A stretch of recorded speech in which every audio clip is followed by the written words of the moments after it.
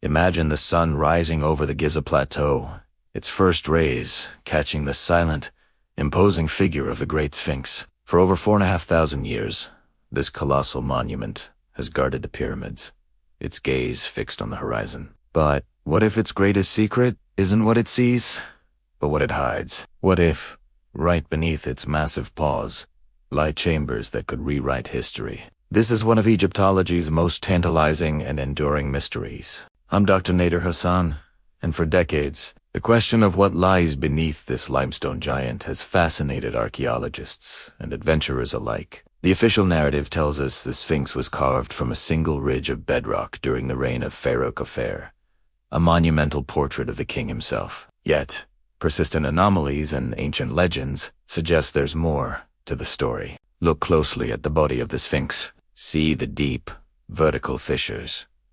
These are clear signs of water erosion. But here's the puzzle.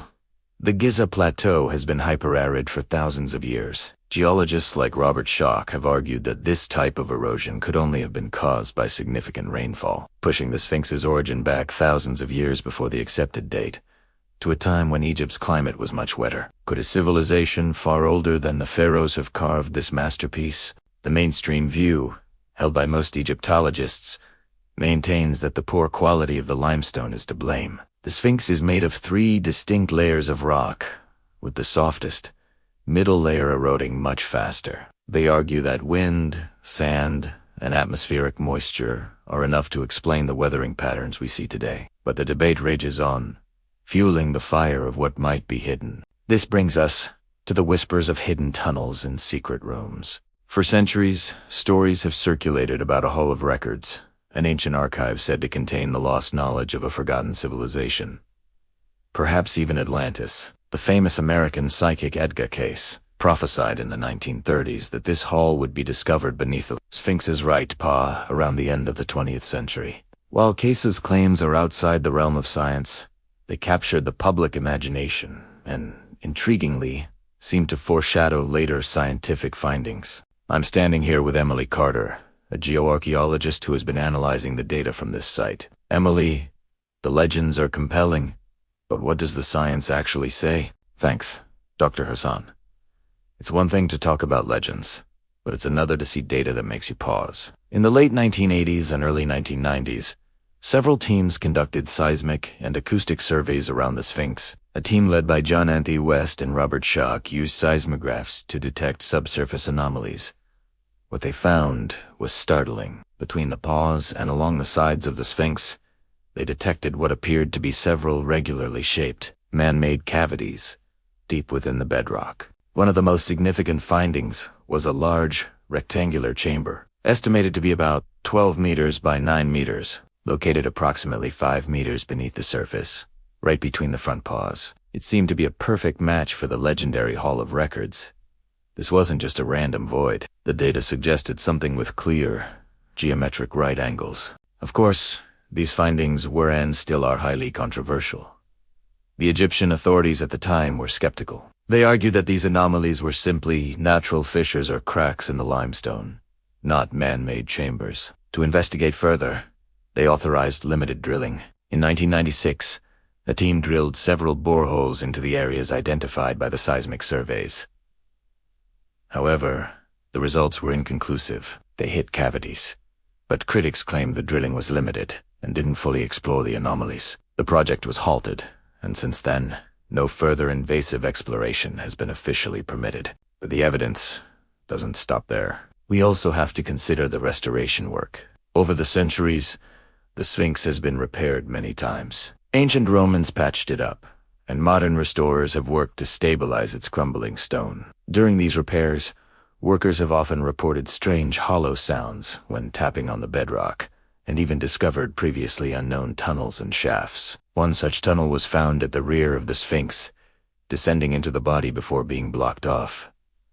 Another entrance exists on its back. Most of these are considered tombs from a much later period or unfinished shafts, but they prove that the area around and within the Sphinx is not solid rock. Let's bring in our ground survey expert, Omar Saleg. Omar, you've worked with ground-penetrating radar, or GPR, on sites all over Egypt. What can that technology tell us that seismic surveys couldn't? HPR is a game changer, Dr. Hassan.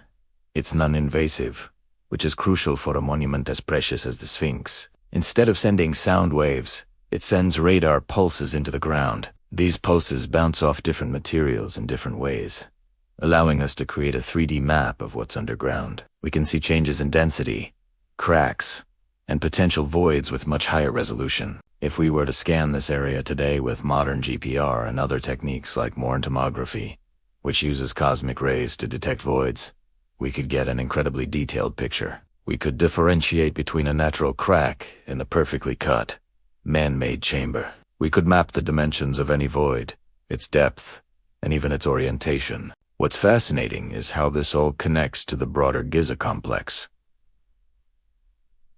The Sphinx isn't isolated. It's part of a massive, interconnected site. It's perfectly aligned with Khafre's pyramid in the Valley Temple. Some researchers, like Robert Bauval, have proposed the entire Giza layout mirrors the stars and the constellation of Orion. If this is true, the Sphinx, representing the constellation Leo, would have played a key role. In this grand celestial map, a hidden chamber wouldn't just be a storeroom. It would be a critical, intentional part of a sacred design. Think about it. The ancient Egyptians were master builders. They built the pyramids with breathtaking precision. They didn't do things by accident. If they carved the Sphinx, and there are chambers beneath it, they are there for a reason. Whether it's a tomb, a ceremonial space, or the legendary Hall of Records, its discovery would be monumental. So, where do we stand now? We have ancient legends, tantalizing but inconclusive scientific data from the 90s, and the potential of new technology that could finally give us a clear answer.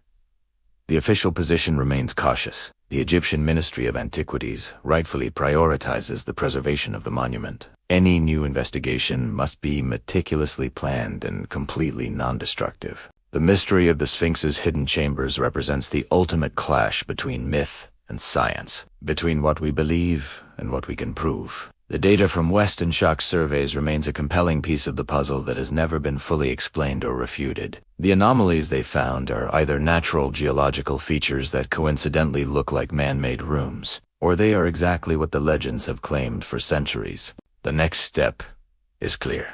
A new, comprehensive survey using the latest technology is needed. A project that combines GPR, Morn, tomography, electrical research, and satellite imaging could finally peer beneath the stone without drilling a single hole. It would be a collaboration between international scientists and Egyptian authorities, working together to solve this age-old riddle while ensuring the Sphinx remains safe for millennia to come. What would we find? Perhaps nothing more than natural caves and fissures in the rock. Or, perhaps, we would find the entrance to a world we've only dreamed of, a library of knowledge, detailing a history of humanity far older and more advanced than we can comprehend. It's a possibility that is simply too important to ignore.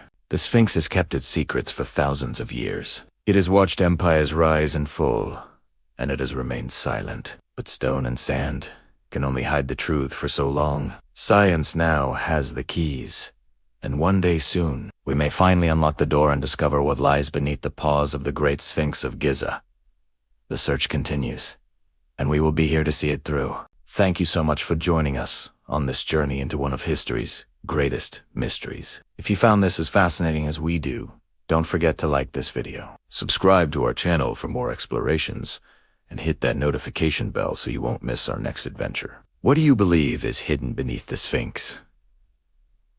Let us know in the comments below. Until next time, keep questioning.